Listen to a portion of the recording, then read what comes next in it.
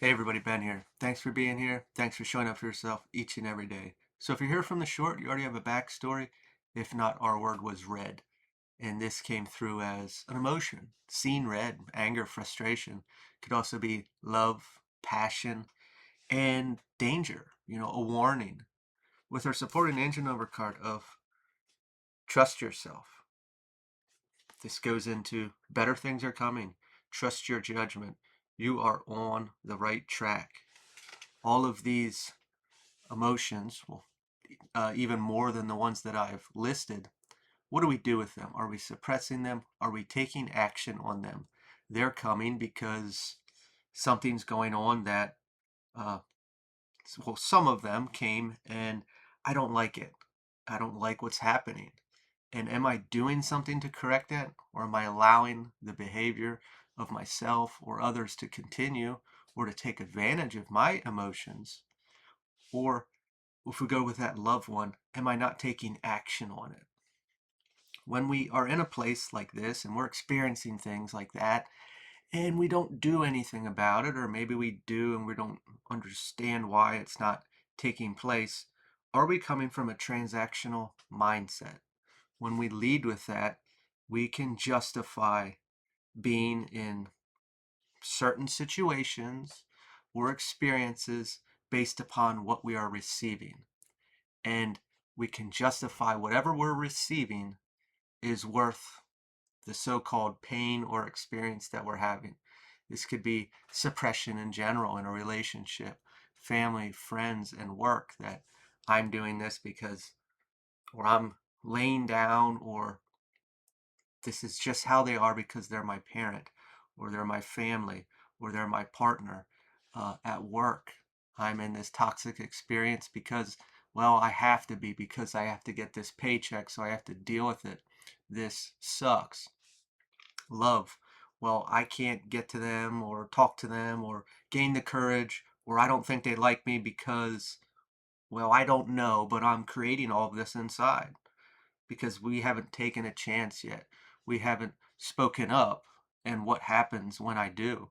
Well, I don't know quite yet, but the only thing I'd be justifying what's going to happen is from the past or my own fears. When we're leading, when we have this real emotion, and obviously, if it's a situation that's not right for us, or it's an opportunity to heal something, or to see something, or to learn something, it's going to continuously get louder, and more opportunities, more explosive opportunities are going to appear. And the more that we can look at, why am I feeling X, Y, or Z about this triggering experience, but I'm not doing anything about it because of what? What am I afraid of losing? What am I afraid of taking place? What is going to happen if I did this? Well, there's a fear connected there, whether from authorial figure because of confrontation, or that we were supposed to be smaller than anything like that around. Maybe we're going to lose something like stability, a relationship, love, a family unit, some sort of connection. What are we going to lose if we stood up for ourselves? This emotion that's constantly pressing on us, which I'm looking at, this anger or this frustration. What happens if I stood up for myself? What will I lose?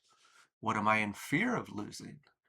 And there's a connection there with a trauma or a wound or a complex we have created. Same thing for that danger. uh, I'm being warned not to do this, but I'm going towards it because why? What is the transactional aspect? Mostly, I want to lead with the idea of getting away from things that are transactional. But when we look back at the way that most of us think, we're kind of raised in a transactional environment. So it's easier to look at it to say, what is it transactionally that I'm walking into this danger for?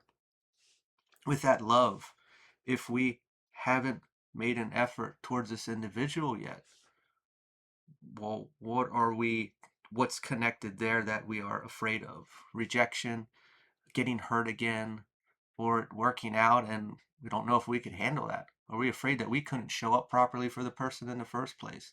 What are we or how are we holding ourselves back from uh, taking action on that?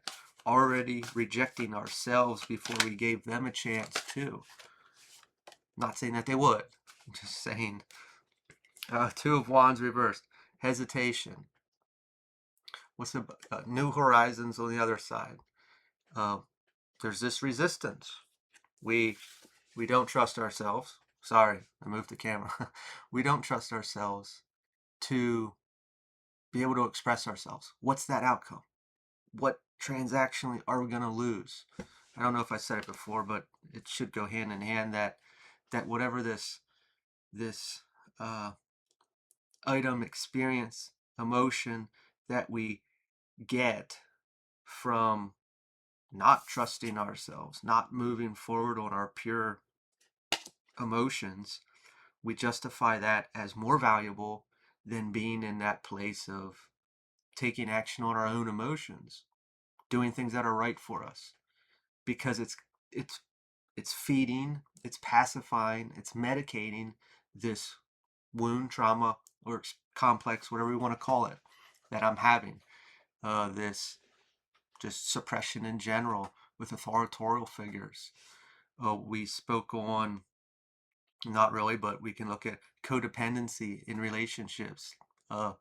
This mandatory connection due to family, friends, the work connection of, well, I need that paycheck, so I lay down and allow myself to be overpowered in unethical ways, however it is.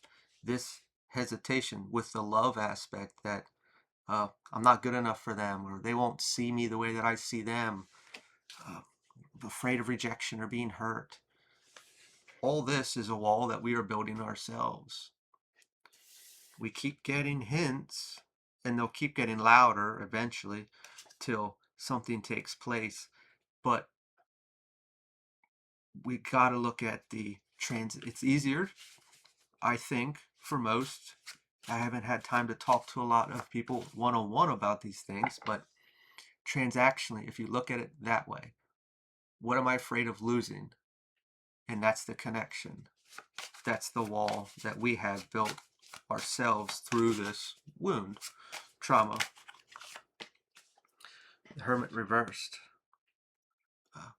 Isolation. Oh, we just immediately gave like disconnect from ourselves. How could it not be? We're not being our true self, because I often say the shadow, I look at it like it's over here. It's not really, but it is when it's leading our life through these insecurities, these wounds, these scars that we have. Well, that's not our true self. That's something happened out there, and we grabbed a hold of it, and we started to identify with it, and we allowed it to make decisions for us. Well, right now, in this situation, it is. It is making decisions for us, because if I went against that, it's going to get upset, it's going to be uncomfortable, and however it manifests in our experience, we're not going to like that, and we're going to try to silence it. Like, let's just use guilt, for example. Could you imagine that, having that scar and trying to stand up for yourself and create boundaries, and someone pushing on that so bad that you feel so guilty for not helping them? You That's going to hurt so much. It's going to drive you insane, and you're going to have to feed it. You're going to have to give it what it wants to calm down, to make you feel okay. So when this is in charge, that's not our true self. We're not living authentically. We're not doing things for us. We're doing things for the wound. So when I say that transactional aspect, what am I getting? Or what am I seeking? Or what am I afraid of losing that I'm holding back from saying what I really want to say, or doing what I really want to do? That's because this is in charge over here. And that's that disconnect. And it's this opportunity to merge the two, if we will, to lead with our true self. We know it's still here. We know we got the wound. That's okay. We're not trying to banish it, but we're not going to allow it to be in charge anymore. The Ten of Wands, overcommitment. This came through right away as uh, that this is way in charge, you know. Uh, it is like I'm in charge, and little old me doesn't really exist. The wound is leading the game. This is we make choices in relationships, partners, work environments, family, friends, living situation, financial decisions, eating habits, addictions, everything is always going to be connected. Whatever's leading is these wounds until we see them and we understand them and we start making changes, which is that uncomfortable experience, which is why we got that hesitation. uh, Going back to that guilt analogy, uh, when we go up against it, it is extremely uncomfortable. And how do I pacify it? I do whatever it wants.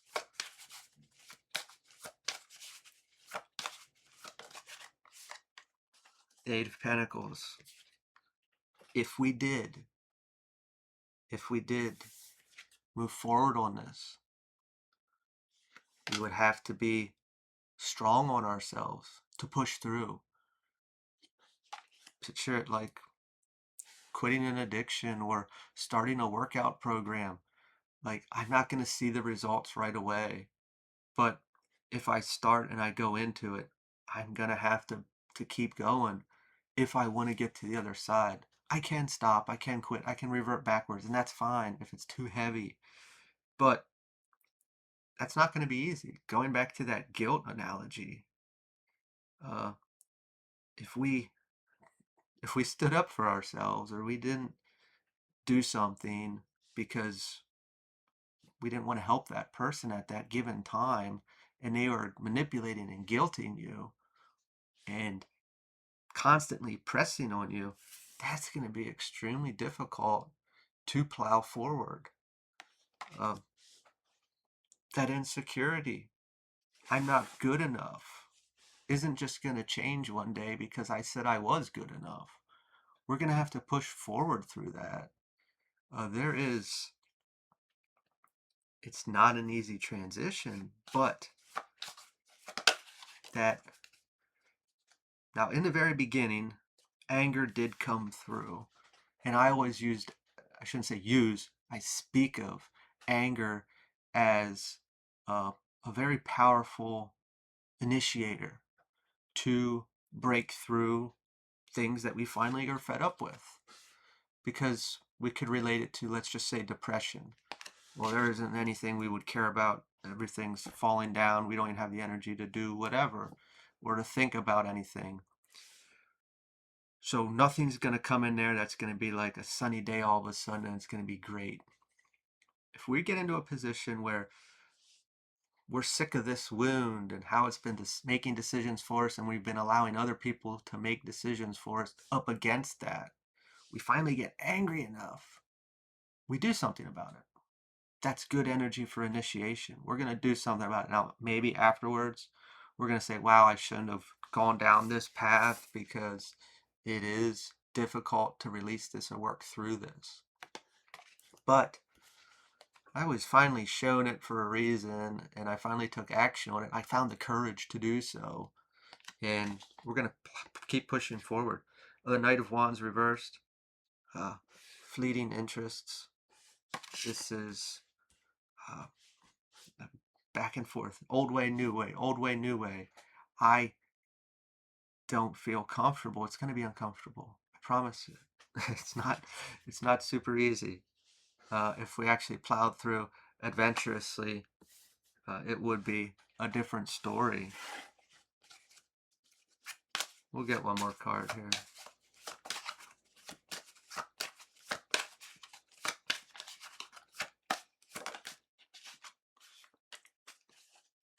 Five of Cups. Disappointment. Through this period, oh,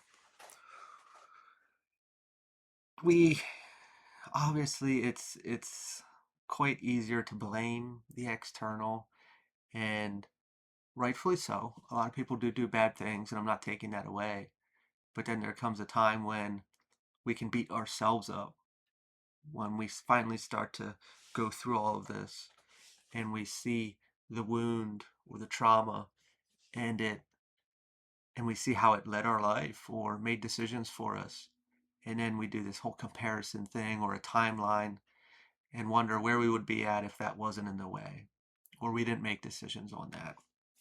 And we can get pretty upset with ourselves, and we shouldn't, because if you didn't go through what you went through or make the decisions that you did to get to the point to finally see what you did see, whether in people, places, or things, and yourself, you would have never saw.